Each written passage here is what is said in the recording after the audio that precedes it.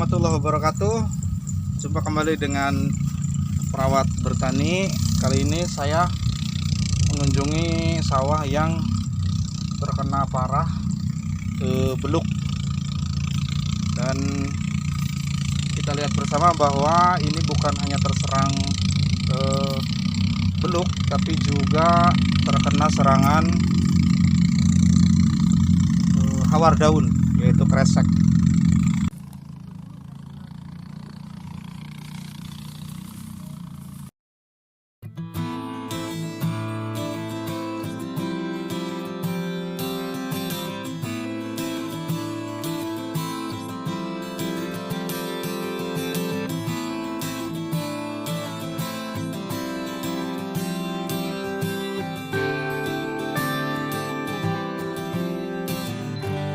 Kali ini saya mengunjungi sawah yang terkena parah beluk. Dan kita lihat bersama bahwa ini bukan hanya terserang beluk, tapi juga terkena serangan hawar daun, yaitu kresek. Nah, dalam hal ini banyak sekali ini faktor yang menyebabkannya, karena di sini pola tanamnya tidak serempak, karena sebelah sana itu baru tanam. Jadi memang salah satu daripada pengendalian hama ulat ini adalah dengan pola tanam yang serempak. Diusahakan 100 hektar di sini itu seharusnya bisa dengan pola tanam yang serempak, tapi di sini memang berbeda-beda. Akhirnya si hama itu tidak jauh-jauh. Apa fungsinya daripada pola tanam yang serempak ini? Karena memang kita kalau pola tanam serempak itu bisa memutus daripada rantai makanan. Rantai makanan yang dimakan oleh ulat itu kalau kita serempak bisa rantai makanannya terputus, sehingga populasinya pun itu akan berkurang ataupun bahkan bisa tidak ada. Nah, ini adalah manfaat daripada pola tanam yang serempak. Kalau di sini parah sekali. Kemudian yang kedua adalah ketika memang padi itu bunting muda. Nah, di situ kuncinya juga harus mengantisipasi ketika terjadi serangan daripada hama penggerek batang ini. Seperti yang kita ketahui bersama bahwa hama penggerek batang ini sebetulnya tidak ada varietas 100% yang mampu untuk tahan daripada serangan hama penggerek batang, tidak ada. Tetap saja kondisinya ketika terserang varietas apapun itu bisa saja terkena daripada serangan hama penggerek batang. Sehingga yang bisa membedakan adalah parah atau tidaknya saja. Kemudian yang membedakan juga adalah kita apakah mampu mengendalikan hama tersebut ataupun tidak.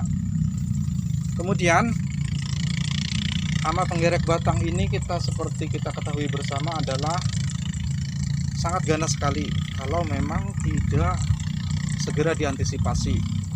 Yang seperti tadi saya bilang bahwa sebarannya cukup banyak.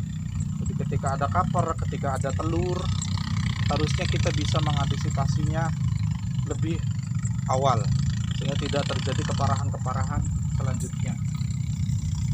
Kemudian faktor selanjutnya adalah ini adalah musim penghujan, yang juga musim penghujan adalah salah satu faktor banyaknya populasi daripada hama penggerek batang. Salah satu faktornya musim penghujan. Kenapa bisa seperti itu? Jadi karena kalau musim penghujan itu dilihat dari suhu, kelembaban, itu sangat cocok sekali untuk hama penggerek batang. Kemudian kenapa bisa seperti itu? Karena untuk mengantisipasinya saja di musim penghujan itu agak sulit. Kenapa bisa sulit? Ya karena ketika diserang seharusnya air itu dikeringkan. Ini susah kalau musim penghujan, karena serangan daripada ulat itu yang pertama adalah keringkan dulu airnya, lalu kemudian antisipasi dengan insektisida. Sedangkan kalau untuk musim penghujan itu agak sulit. Selain daripada serangan hama beluk ini sudah terlambat kalau sudah menjadi beluk ya. Kalau sudah tidak bisa diantisipasi, ulat sudah masuk ke batangan padi, ulat sudah masuk dan merusak daripada batangan padi, kemudian timbullah malah yang hampa. Untuk itu selain daripada pola tanam, kemudian tadi populasinya yang cukup banyak, yaitu adalah salah satu ini adalah malah yang hampa. Sebetulnya ulat itu ketika menetas daripada telurnya, setelah menetas 2 hari setelah menetas itu masih dalam keadaan kondisinya lemah. Nah, itu adalah sebetulnya saat-saat yang tepat untuk mengantisipasinya dengan insektisida. Cuma hanya saja kita kan kadang tidak tahu kapan ulat itu menetas. Mungkin ada dengan cara-cara lain seperti membawa telurnya ke rumah ketika memang yang di rumah itu telurnya menetas, kemungkinan di sawah juga akan menetas. Nah, cara seperti itu juga bisa dilakukan. Nah, 2 hari pertama ulat itu biasanya belum memakan apa-apa. Kalau ada air mereka masih berenang-renang terus di air. Kemudian biasanya mulai menyerang itu dari akar. Kita mesti ingat bahwa umur daripada ulat penggerek batang ini bisa mencapai puluhan hari. Sehingga nanti ketika udah agak dewasa dia mulai menyerang. Kalau fase vegetatif ini bisa masih tertangani kalau kita antisipasi. Tapi kalau sudah fase padi bunting ataupun bunting muda, bunting tua, kita tidak mengantisipasi, maka kegagalan panen tidak akan terelakkan lagi. Seperti keluarnya malai yang hampa. Nah, dalam hal ini populasi menentukan juga. Ketika memang populasinya sedang banyak karena pola tanam yang tidak serempak, ini menentukan hasil daripada tanaman padi kita. Kunci daripada kita menanam padi itu adalah di 60 hari pertama. Jadi ketika 60 hari pertama itu tidak banyak gangguan, biasanya kesananya di fase-fase pembuahan itu juga tidak akan banyak gangguan. Tapi kalau di 60 hari pertama saja sudah banyak gangguan, mulai dari persemaian, kemudian daripada setelah ditanam diserang sundep, biasanya kesananya akan ada terus gangguan daripada hama. Karena kenapa bisa terjadi terus-menerus ya? Karena memang sebarannya banyak.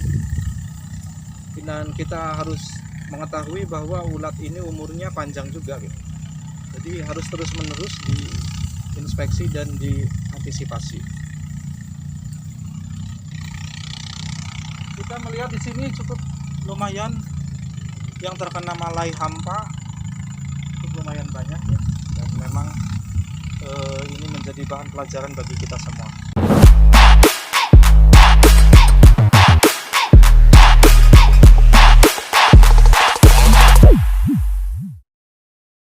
Kala jan ditempuh heula. Urang sirahna ka bawaan teu. Mulai durung. Hah? Nyorot mulai ngomong ge. Daripada apa lagi ya saya belum itu selain daripada pola tanam, kemudian tadi populasinya yang cukup banyak, yaitu adalah pohon iya macam ya orang pohon udah terakhir aja ke diedit baik.